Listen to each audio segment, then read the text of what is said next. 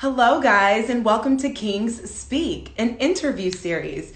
Amazing men, various topics, and king level wisdom. So, here is a space that was created to discover the highest and truest vision for your life and your life purpose from a men's perspective and a men's point of view. I'm your host, Jaimi Alexander, and today's guest is an author of Amazon's #1 bestseller titled Pour Me to Soul Rich, which is spiritual currency for the mind, heart, and soul. Love that. So this empowerment entrepreneur says that self-love is his love language. So let's give it up for my guest, Anthony D Brice. Here we go. Hi. Hey, what's going on, Jaimi?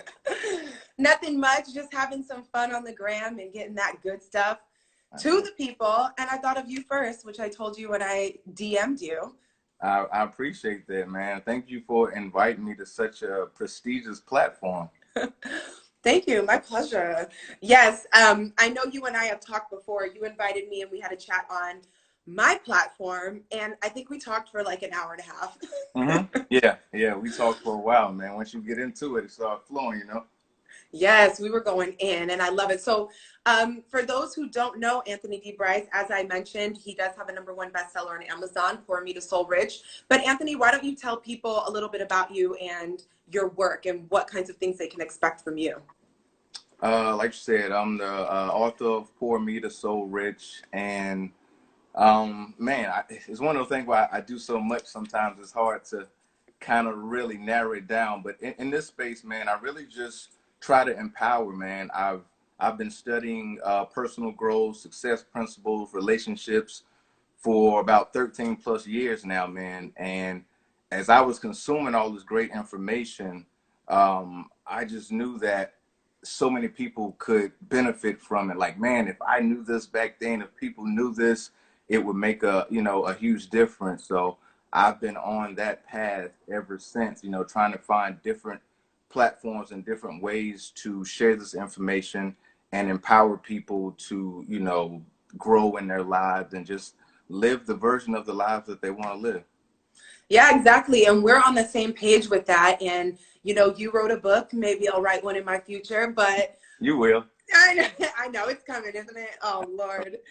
But my style to share is interviewing, and I love asking good questions to kind of extract information. So again, we can pick your brain and people can understand some of the life lessons and spiritual evolutions that you've gone through. And hopefully we can inspire others in similar situations with tools to move on, tools to go deeper, tools to heal.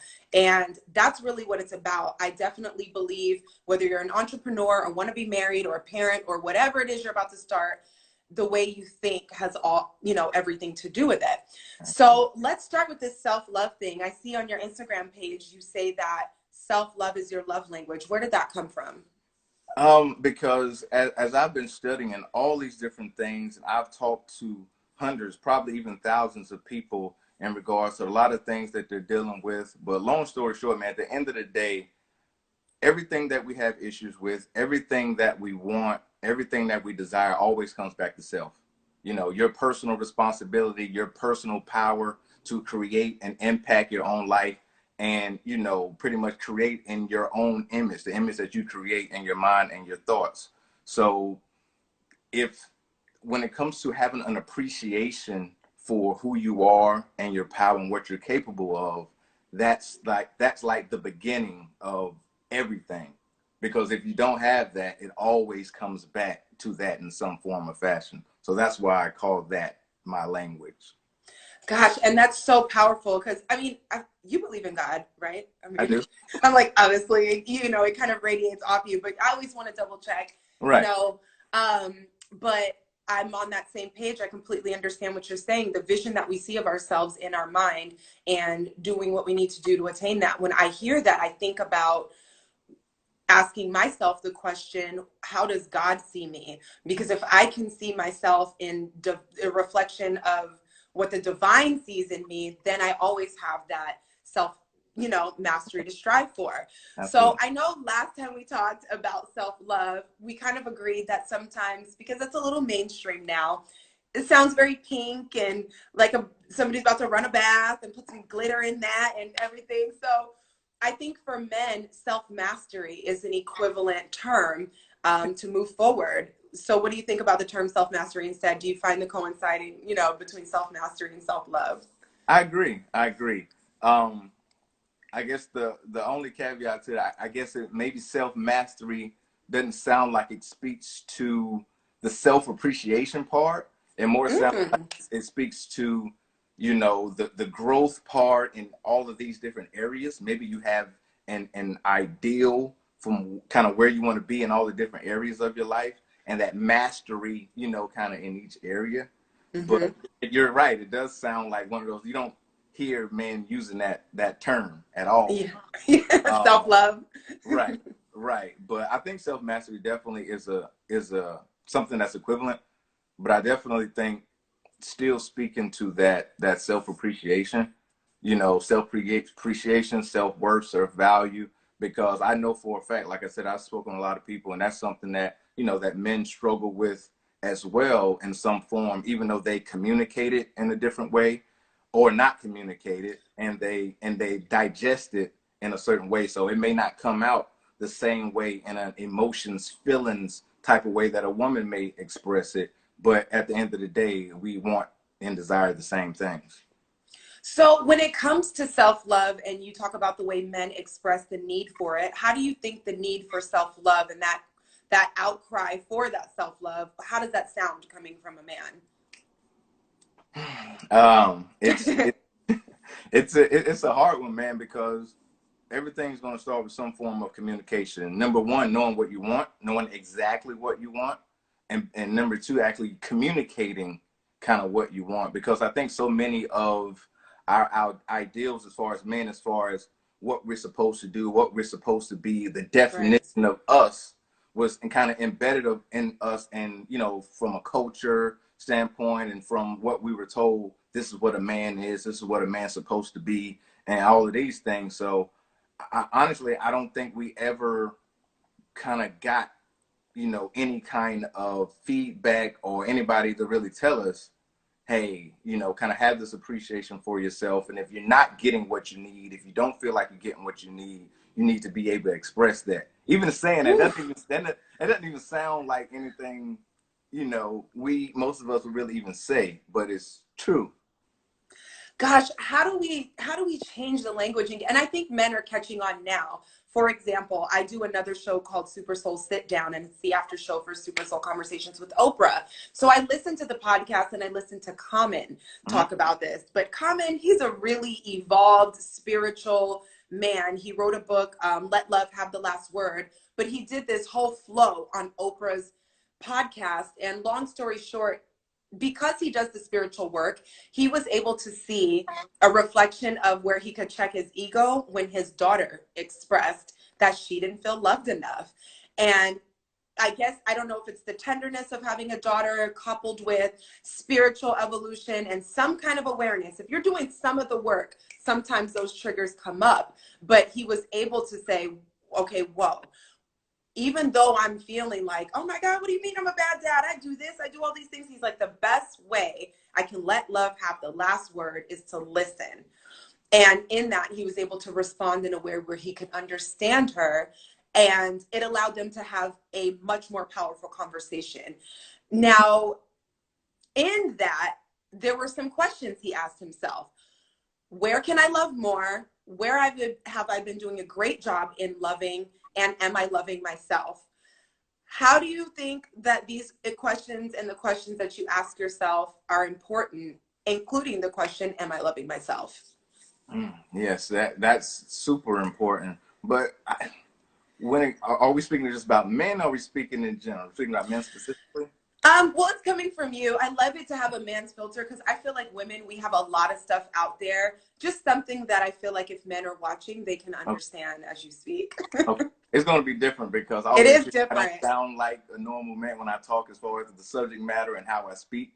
So I may not be the best representative to speak from that, but I still fully understand because that's the way I grew up and that's the way I digested things as well. But Yeah. it first off with is we don't ask ourselves those questions. Like we don't internalize. Well, we internalize in a way as far as taking on the world and the things that we go through, we kind of bottle those things up that way. But we don't really internalize our own kind of what's going on with us. You know what I'm saying?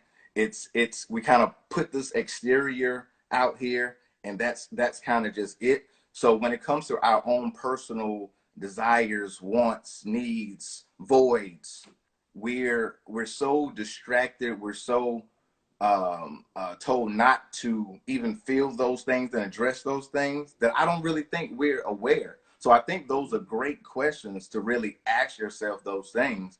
And I think a lot of men are really going to come up blank with that because they don't know. They almost don't know where to really start with that. Right. So there's obviously a shift happening. Like, look at everything happening with the coronavirus. As much as I feel very sad for everyone losing their lives and family members, I mean, it's absolutely terrible. So I don't want to make it seem like, oh, this is some great thing that we needed. But how do you see, like, where do you think we can find where do you think men can find the opportunities to kind of shift their thinking, welcome self-reflection, and start to ask themselves the important questions that will allow them to have healthier relationships with others and themselves? Like, if it was like a top 3 easy peasy things, what do you think while we all have this time?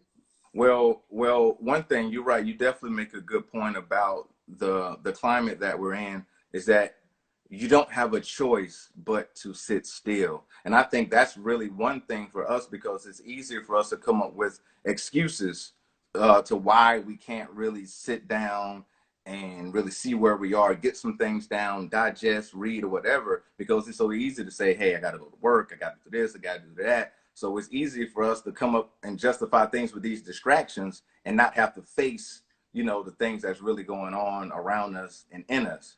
So really allowing yourself to kind of, you're not even allowing yourself, you don't really have a choice. Yeah. So I think for a lot of us, outside of the tragedy itself, I think a lot of us really needed this time to really self-reflect on where we are right now. Because if anything, this definitely reminded us of what's important to us individually, as a community, as a nation, as a world. So I think it definitely makes us sit down and face those things. So as far as some things, I guess that you can do, man, I guess is really figure out what you want. I always say begin with the end in mind, like Stephen Covey says. Like, first you figure out what you want to be, what do you want to create, what do you want your life to be. And if you know where you're going and where you want it to go, then you can accurately assess where you are now. So the next thing is, like, kind of see where you are now, where are the opportunities, what's not right, what's going well, and really sit down and really get those things down. I don't mean just think about it. I mean, actually write it down. Hey, this is what I want in every aspect of my life. If this was my ideal, how would my finances, how would my career, how would my relationships be? And really get clear about those things. That's another thing, clarity. Super important. So kind of once you get clear about those things and you say, okay, this is my starting point, be honest about where you are. Be honest about, this is the position that I'm in all aspects. And once you got that started, now you can have an accurate assessment. Okay, what's my plan? What's now that I know where I am, I know where I'm trying to go, what are the steps that I can take to kind of make those things happen in each aspect of my life? And whether you know the exact answers or not, you can come up with some kind of plan, some kind of steps that you can take to kind of take a step forward on each of those aspects in your life to get some progress. So I think that clarity, the plan, and knowing what you want. Absolutely. Now, I know this is for me, and you could tell me if this is the same for you. Some places I get caught up when get clear and then about where you want to be and be honest from where you are now. A lot of the times what intimidates me from that place to that end place is the how.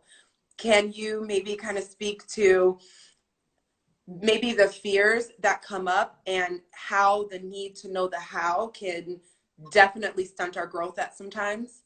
Yeah, I mean, uncertain, any place you haven't been, uncertainty is scary. Unknown is scary, you know, for everybody. I don't care who you are, we don't know. So yeah, that's a hard place to be. But I can't accept that as an excuse, because there's so many resources out there to, you know, at least even if you're figuring out the first step of how, I guarantee whatever you're trying to do, somebody has done in some form or fashion. And whether you have the exact, you can do something. Don't let the fact that I don't know how allow you to do nothing. You have access to people, internet. You got to think about when we were younger, we didn't have that kind of access to information instantly like that. You can almost use this Correct. time, you can learn how to do just about anything. You have access to anything. You know what I'm saying? So like I said, I never accept that excuse from myself, so I can't accept it from anybody else as far as I don't know how. Exactly. Well, shoot, now that you put it like that, a great audiobook that you can pick up or listen to on YouTube is Excuses Be Gone by Wayne Dyer. Help us all move forward up in here. Absolutely. So let me ask you, that was a great answer, and it's very true because it's very practical. There's no need to be intimidated or scared. Since the beginning of time, people have had to figure out what it is they're going to do to move forward. And I love how you spoke to uncertainty and the unknown, because we've been trained and we're more comfortable when we know what the next 5 steps look like. And then we get so pressed that they go in that order. And I feel like sometimes what inhibits us is when 1, 2, 3, 4, 5 don't go the way we expected it to go. It's another way to trip us up. So how do you think that, learning how to deal with the unknown can be beneficial to our growth?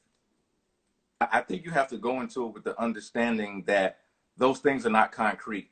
Every plan changes because all circumstances are going to change. You're going to change.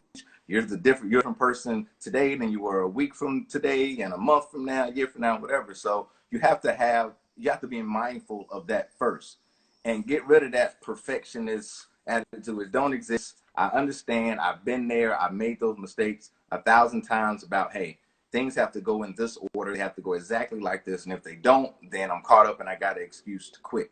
That's definitely not an excuse. So just doing something, for me, it's always the step. Like what did you do? Like what steps did you take? Like there's something you can figure out. There's somebody you can call. There's some information. There's some research. So like I said, I can't, like I said, I don't accept that excuse of myself, so I can't let anybody else say, hey, I don't know. Because like I said, you can always do something. Yeah, I agree. I tell myself the same thing. Like, even if it's one thing, you can always do something, because I'm guilty of it. I want to know everything. Yeah, you're not gonna have it all figured out, man. And you have to get almost comfortable with being uncomfortable, in a sense, that and trust yourself to figure it out. That's the other thing, man. It's like, okay, even if I don't know exactly, I trust myself to figure it out. Like who's that? Tony Robbins says, no, it's not a matter of resources, it's a matter of resourcefulness. You know what I'm saying? So you can always, if you're resourceful, you figure out a way to do it. All of those people that you admire, that been through all of these things, that, for them to get to the place that where they are, those people who, whether they're athletes, whether they're business people, whatever, all of them had to be resourceful, and a lot of them didn't have much to get to where they are. There's some people that were in worse situations than us. Some people didn't have light, Look at, Ray Charles. Some people couldn't eat Keller. I mean, it's like there's so many people that are great that had, more difficult odds than we had, and they've become the people that we admire, and they didn't let that stop them. That's very true. And that was such a great answer. But one thing that you said in there, which can become really loaded depending on who you are, is trust yourself. So what did you have to go through, and what are you still going through to even get to the point where you can trust yourself? Because I know you can trust yourself last week and have a great week, and then the next week be very uncertain. So what are the kind of things that you've gone through that have put you in position to learn to trust yourself? Failing, allowing myself to fail however many times I need to fail. and being okay with that. Some people, you know, they'll stop themselves from taking action because they don't want to fail. Like, okay, I want to do this thing right the first time. You don't learn. That's not how you learn, and it's not going to happen. It sounds ideal, but it's not going to happen. It doesn't happen like that for anybody. Right. You know what I'm saying? So really allowing yourself to try things. You know what I'm saying? That was a big thing for me. Just allowing myself to fail, to understand I'm not all figured out, and just doing and take that experience, because I've learned more from failing than I have than anything. That this can be a whole talk just about all of my failures and how much time I lost, money, relationships, whatever, just to have the insight that I have today. The difference is at some point we all get insights, we all fail, we all make mistakes. But the point is, when do you learn by actually taking those things and applying them to those different aspects? When do you show, hey, I went through this and I've learned, and here is a sign of the fact that I learned this lesson, now I'm applying it. That's the key. Woo, that's good. I'll take that one and put it in the pocket for myself. Because that's true. It's very important. And I think your perspective on failure, again, we talked a lot about in this chat, what the expectations on men are. There are all these, because I know as a woman, was pretty much born with those expectations. Like, men provide, men protect. Not ideal to date a man doesn't have it together financially. Yes, I do my own thing, blah, blah, blah. But I can see how there would be a lot of weight on you guys. Women, we bear our own weight. We be having babies. Sometimes when choosing the wrong men, our hearts get obliterated in a certain way that sends us down a certain path. But I can definitely see that, you know, there's a lot of weight on men. So how is it you were able to kind of take yourself out of the perspective that failing and feeling and maybe not having it all together at the moment is okay? Like, when maybe one story or one moment when you realize a perspective shift in your own mind. Were you just tired of being upset? Were you tired of being angry? Were you tired of things feeling, you know what I mean? Yeah, I mean, there's usually come at like our lowest moments, you know, and I have a few. I even wrote about, you know, one in the book where, you know, I'll make a long story short, where within a matter of a month, 1 month, I was engaged, new job, new city, like everything is, you know, is great. And within 30 days, I wasn't engaged anymore, broke up my relationship. I was put out of my house, nowhere to live, you know, back in my back to the old neighborhood that I worked so hard to, felt like I was escaping. And when you're in that position, man, and you look around like, man, how did I get here? You know what I'm saying? And when you don't have any more excuses, when you don't have any more distractions, when you have any more of that and exterior ego to grasp on, to, you know, kind of keep lying to ourselves about certain things and about our responsibility to why our life is it is and certain things go a certain way, then those were my best teachers. Like, not even just feeling like those low points where you're so far, like you're laying down flat on the ground, and that's really the only place for you to go. Either you can stay down or you can start getting up. Yeah, absolutely. And some people stay down, some people turn to drugs, some people get abusive, some people. So it's very important, you know, back to that conversation I was listening to with Common. One of the things that he kind of spoke about in his flow, when he asked if he was loving himself, he personally realized that that building a relationship with God was kind of the breadcrumbs to lead him back to some answers and to stay out of despair. How do you think a relationship with God or divine, or having a more universal consciousness or believing in a higher power, assists you in kind of bringing you back home to yourself so you can get off the floor? Yeah, that shows us who you are. You know, it shows you what your potential is. It shows you the power created you, and that you're in the image of that power. So building that relationship with God, I think people make it feel like such a, you know, a spiritual, mystical, but when it comes to this transition, that they don't realize that most of it to me is about, it's about relationship, and it's about self-image, about understanding my connection to him and how he works through me, and that same power is accessible to me. So when you see yourself then more than this physical, I think that's when your journey really starts to, for you to really see, you know, your worth and your power and your potential and who you can be and your purpose and what you can do and what you're here to do, and the fact that you're here for a reason. It's something that only you can accomplish, and that you really see even more of your value. Yeah, it's very true. And I love it. He kind of said some of the same things, and it is very powerful. I love words like power. I don't like feeling like a victim. I don't think we're going to be able to get any. There you go. Empower, I'm power, all of that. That's it. It's a major belief that I believe it's our responsibility to hold. And I don't want to say responsibility as in here's something else we got to pile on and do right, but it should be uplifting. It should feel good, because when you talk about purpose, which is what we're all here for, I'm hoping that this coronavirus and this quarantine time is giving people an opportunity to think about their purpose and, you know, being able to have a connection to God. I believe, and you tell me if you think the same, only then are you going to be able to understand your purpose. Because a lot of times when we're forcing things and trying to write or trying to make a song or trying to show up in a certain way, it's kind of like a power versus force thing.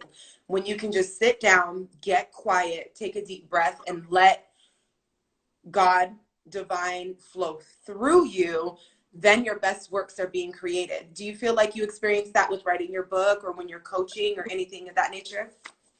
Absolutely. I feel it with everything. That has been guiding me since I was 8 years old.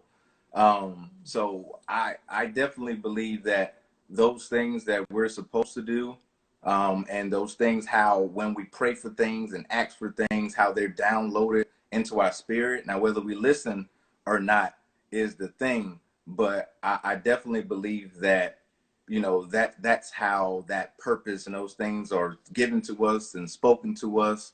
So just like I said, actually listening to them, doing something with it, that's what makes the difference. And I don't think it's when like you said, when those things are for you, when those things that you're supposed to do, they're not always easy, but it's kind of, I'm saying it's easy for you to do. It's like it feels like even some of the hardest work, if you love it, if it's your passion, you know, if it comes easy because it comes from a deeper place in you, then you enjoy doing it.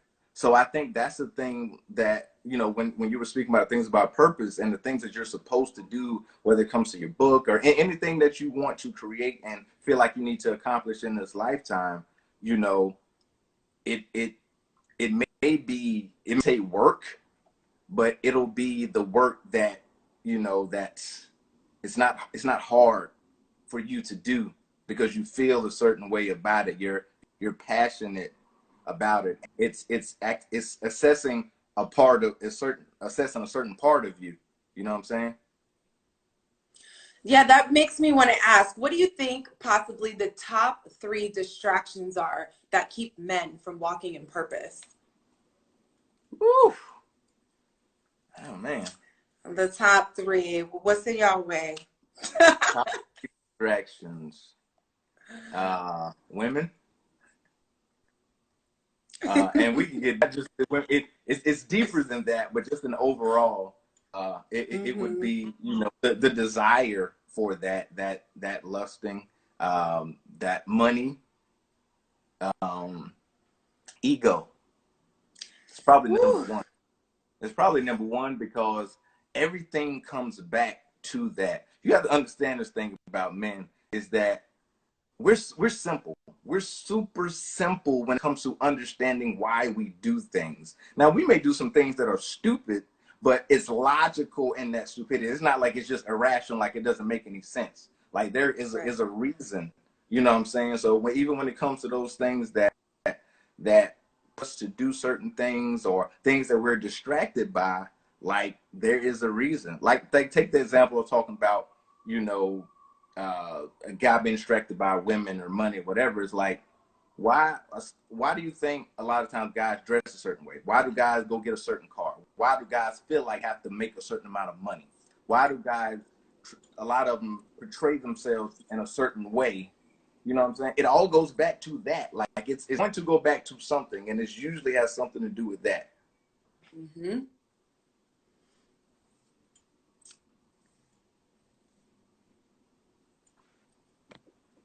Oh, we got a little delay. Right when it was getting juicy. Oh, there we are. We had a little delay. Are you back?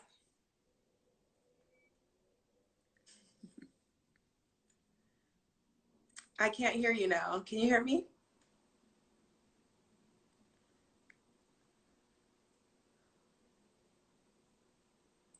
Anybody in the chat, can you hear him or do you just hear me?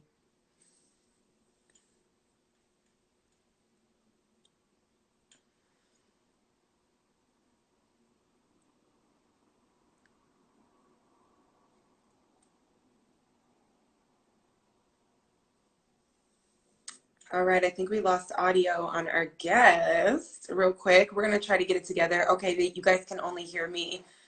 But that was good though. So what's distracting these men out here from their purpose is women and sex, money and ego, according to Anthony. No, I can't hear you. It's showing like basically you're kind of like spinning, like it's waiting to connect better to you.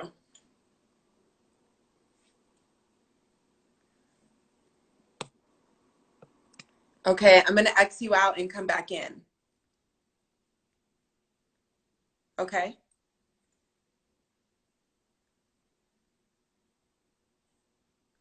Hey guys, thank you so much for joining. Let me tell him, come back.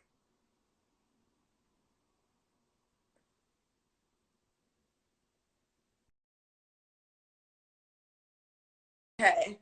Just because we're having technical difficulties, I wanted to give him a chance to go back and then come back in. But for those of you who are just joining us, definitely created King Speak to just kind of create a space for men to talk, share, and discover their highest vision of their truest vision for their life and purpose so we can all get a better understanding. So let's get Anthony back in here.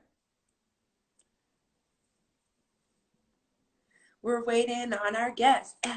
Waiting on our guest. Thank you guys so much for being here. Such a blessing to have you guys. All right, we back in here? Hey, see, hey. You can always tell when you're doing something you're supposed to do that's really powerful, that's about to make an impact, because the enemy always going to do something to try to keep you from being effective. Correct, but not over here in these parts. We keep the smiles and we know distractions are confirmation of destiny. Exactly. So let's stay with the flow. I know that's right. So I was chatting and that makes perfect sense. Pretty much women and sex, money and ego are primary things that keep men from living full in their purpose. I mean, that's that can be scary. Now, I know I get afraid, but let me ask if this is something on men's mind. Do you ever get afraid that you're not living your fullest potential? Do men discuss in groups getting to the end of their life and being like, dang, I wasted this, or do they just stay in ego? Tell me a little bit about that. Most of us are going to stay, and I'm going to say us because I don't want to feel like I'm just totally evolved and don't have the same, pitfalls I had to learn or whatever. So most of us are very fearful of that. And it may be expressed, in a certain way, and it may be, using these distractions just to not to have to face those things. And it may feel like, hey, I'm not living up to my potential. I'm not doing what I'm supposed to do or whatever.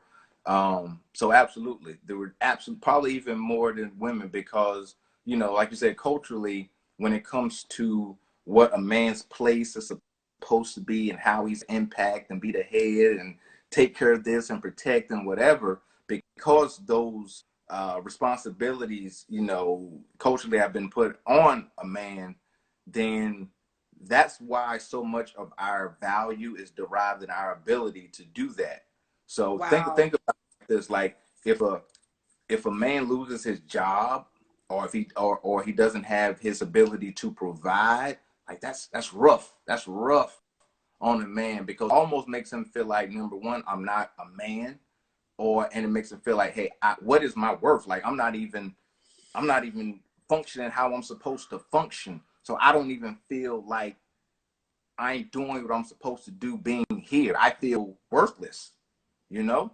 And a lot of a lot of us may not admit it, but a lot of our ability to do that is derived from that and that value. And you got to think, you know, it's not just because of men, because when you think about what women say they value, what society say they value when it comes to a man, like one of the first things cats ask a man, even a date or you're trying to get to know, what do you do? No, what do you Yeah. do? What if he's a student going transition, whatever? It's like, and some men feel like if they're not at a certain status or they're not quoting a certain job, then they're going to get devalued, you know, by the woman, or getting the family, or whatever, and they don't feel their worth is there because of that. Make sense? Yeah, I just had the biggest aha moment, and it makes my heart break because I remember the first time, you know, life dealt me like the biggest heap of crap that I, you know, had experienced. And that was an opportunity for me to realize that I was basing my worth off of what I did and what I had. And I didn't realize I was doing it. I came out the gate winning. I graduated high school, sold my first house at 19. I was great at my job. I was always making bank, had the man, the money, the place, the dog. It was all, I thought it was good to go. I thought we were done. I'm adulting and I've succeeded. And then the market crashed, similar feeling to what we're going through now. And I crashed with it because I didn't know that my self-worth was completely entangled in what I did. I have the this and I did the this and that. And when I couldn't get the job, couldn't make the money, had to move home to my parents' house, I felt like crap. So to make the correlation between, you know, to talk about the ego being one of the things that inhibits men from fulfilling their purpose, and to understand that the ego is tied and your value is tied to what you do, how much you make, how you show up, blah, blah, blah. That's challenging. So, I It's, mean, just as an aside, it's how super. can, It's super. yeah, that's very, it's almost too much to bear for a human body. Like, we're not meant to bear all that stress. So two things. One, what do you think could be a solution to a man who doesn't feel like he can provide, protect the money, he can't do all that right now, but still wants to show up? And then two, how can us women support you? Great question. Mm-hmm. Man, there's a few things. I definitely think from the spiritual aspect, I think that's probably where I would start. You know, depending on kind of what you believe in, as far as having your spiritual walk, basically just seeing yourself outside of this physical.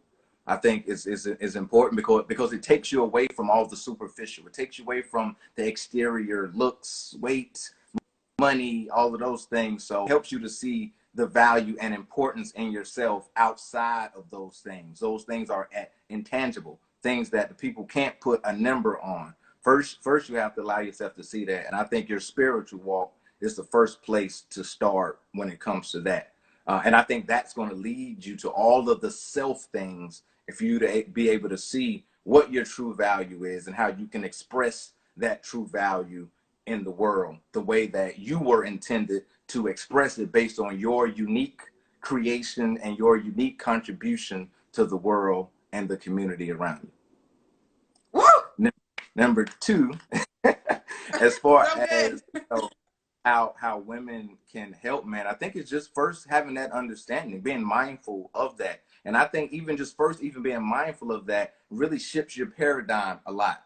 So your mindset is different. Your conversation, the way you speak to that person is different. Now, let me give you this side note. Like just like all people don't have the best intentions. Of course, all men, they don't the best intentions. So a lot of people are not even coming into it in a way that they actually want, the best from a situation.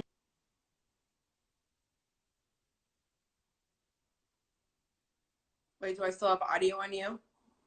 Oh, no, now I lost audio. But we know how to fix this. No audio. Come back.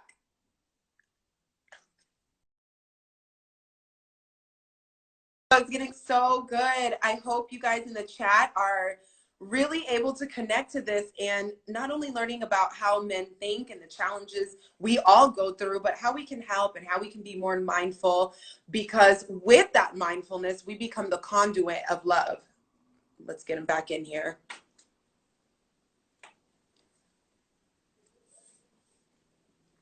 All right, we're waiting for our guest, Anthony D Brice, to come back in. Make sure to follow him on Instagram. All right. Can I hear you now? There we go.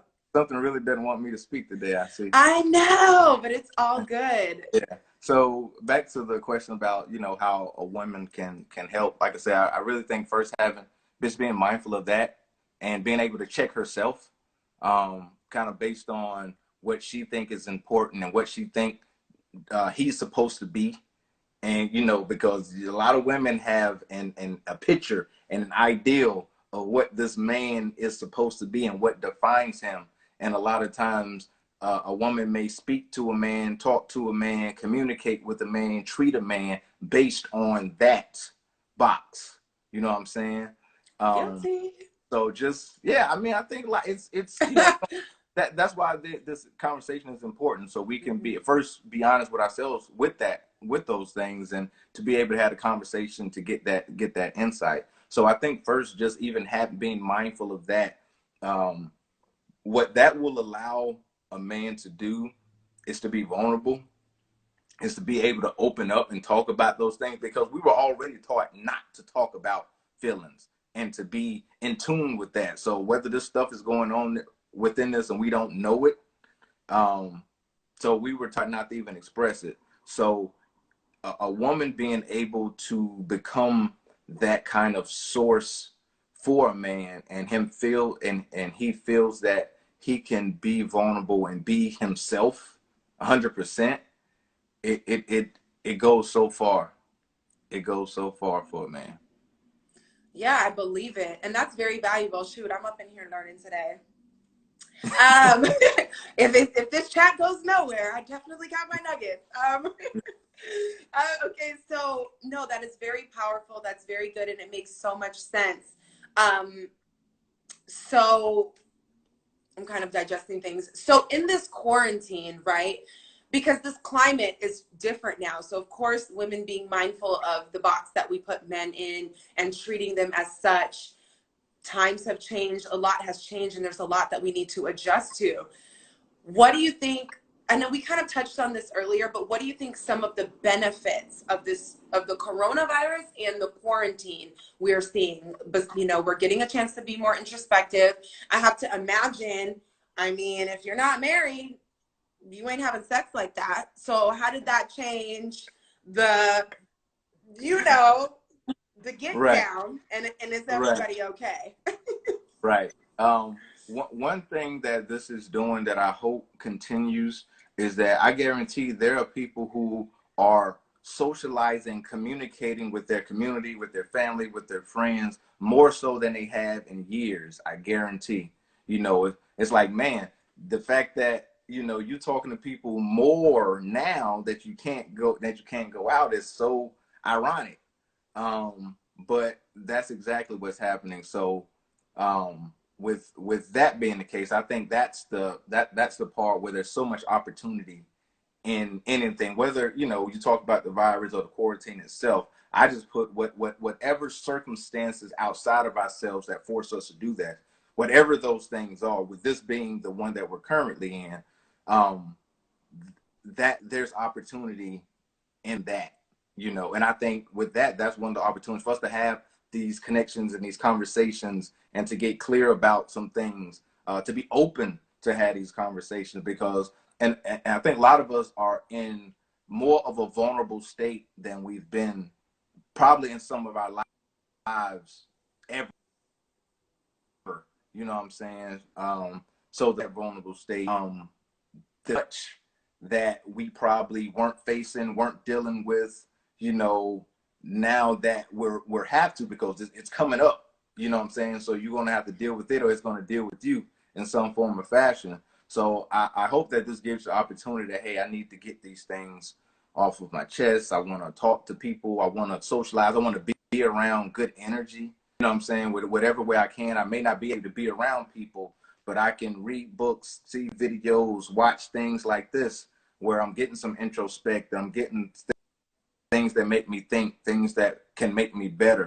So I hope that people see that part of the opportunity in something like this.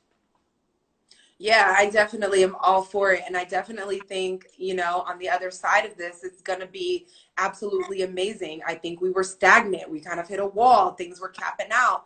And now we have an opportunity to kind of get back to the basics. You know, sometimes we crap on old school, like, oh, old school, this is 2020. But, you know, I bet you're picking up the phone now. I bet you, Exactly. you know, finding unique and creative ways to connect with, you know, the woman you care for or want to pursue, or your family, your children. Exactly. Things have Exactly. changed. So I'm a little hype about it. Although, again, not to make, you know, it's very sad on one end, but Yeah. we're here. We're not dead. Right. Yeah. Life is still going on. So what are we going to do? You're right. One thing I want to say is that you mentioned about dating and just relationship as far as people, you know, trying to talk to people. That's something that I have noticed in this climate that it's kind of like maybe like wintertime, like cuffing season. Yes. where it's like, you know, you're not going to be out and about like that. So Mm-hmm. people are really being creative when it comes to reaching out and communicating, you know, DMs. So I'm pretty sure a lot of people's DMs are blasting, their messages. They're getting texts from guys like women they haven't talked to in years. So I think there's a lot of opportunists in this kind of climate as well. Yes, absolutely. My gosh, this has been such an amazing conversation. And one thing that I want to do in all of these conversations is, you know, I did share earlier that if you are feeling like you are getting clear about where you want to be and you've taken the time to figure out where you are and you're afraid of how to get there, listen to Wayne Dyer's book online, Excuses Be Gone. That will help you mentally. And then, so I always want to share another book or a resource. And I mean, since you've written a book, do you want to tell us kind of what we can expect from Poor Me to Soul Rich? It sounds to me from victim to victor. So Yeah. tell us what we can find in there so we can cop a book and get our lives together while we're quarantined.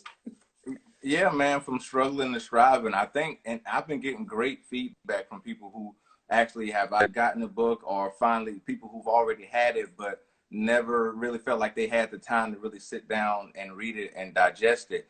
And I've been getting some tremendous feedback from it because it's really meant for not only necessarily times like this, but times when you really want to kind of make some kind of change and make some kind of transformation, or you're trying to navigate through a difficult time and you just don't know where to start, you don't know what to do, you don't know where to go. And that's what this book does. It has over 200 reflections about a myriad of different subjects, and I guarantee you, I don't care who you are, what you went through, there's something in there that's going to speak directly to you. You're going to feel like it was written directly for you. Reading those things, and the great thing about it is that you don't have to sit down and kind of read it straight through. You know, you can almost pick up and read one or two reflections and be good, and to meditate on those things, you know, for a week or two, but making sure you're actually taking some action on those things that you learn to get some perspective on them, so you actually, you know, some change or some transformation is happening. So if anybody, if you're if you're going through some kind of transformational period, you're going through a healing journey, you're going through a self-love journey, because I know a lot of people now within this climate, you know, I know anxiety is rampant. I know depression is rampant. There's a lot of people who were dealing with things before this, and there's not a lot of, and those things have been heightened. And there's a lot of people who are dealing with things as a result of this. So I think a lot of us need something now, whether it's my book or whether it's somebody. I think, you know, this is definitely not the time to let your pride or your ego, you know, keep you, you know, from keeping things in. I definitely think this is the time that you get those things out and seek those spaces and seek those resources. And, you know, I think that, you know, Pour Me to Soul Rich would be a great resource for you to use in this time to help you navigate, you know, through this. And if you're someone that feels like, hey, you know, books are great, but I really feel like I need to talk to someone, I actually, you know, for specifically for what's going on now, I've opened up my coaching again because I actually had stopped doing one-on-one coaching for a while because I had so many other projects. But I've talked to so many other people that it felt like this was necessary. So I'm offering 50% off of all of my coaching. So if you want somebody to get some things off your chest, you want to talk to somebody, you to navigate the steps to get through your healing journey, whatever it is, you can go to my profile and click on my link, and you can buy my book, and you can also schedule a coaching session as well. Yes, that's amazing. Thank you so much for sharing that. So you guys can find him at Anthony D Brice, Brice with an I. And please be sure to follow him on Instagram. Okay. Pour Me to Soul Rich. Amazing. I've gotten to read a bunch of excerpts, but I need to get my book. Shame on me. I still don't have my book. Shame on you. But now I have the time, and Lord knows what we need most is assistance in navigating. So, I mean, I think this was so packed with value. I definitely want to connect with you again. You know, we stay connected. So, absolutely. I love it, man. I love it. I appreciate you, man. I appreciate you for thinking of me first, for doing this. I appreciate you. You know, we may not, you know, talk for a week or 2 or 3 weeks, a month, but I know that I can always reach out to me, and you always kind of reach back. So I'm very blessed and feel appreciative to have this connection with you or somebody like you that has such amazing energy and always open, always growing. And, you know, I very much value people and energy like you in my life. Oh, thank you. And likewise, I love it. And thank you guys so much in the chat. Those of you who've been in and out and hanging with us, definitely looking to bring you more value. So you guys can follow me on my personal Instagram at Jaimi Alexander, which is Jaimi. My YouTube page, you can find that link in my bio. And there's just going to be tons of content that we're putting out with amazing king level men sharing their wisdom so we can all grow, heal, evolve, and come out shiny on the other side of this virus. Exactly. So, yeah, so thank you again so much. And yeah, until next time. Till next time. I can't wait. Yes. Peace. Peace.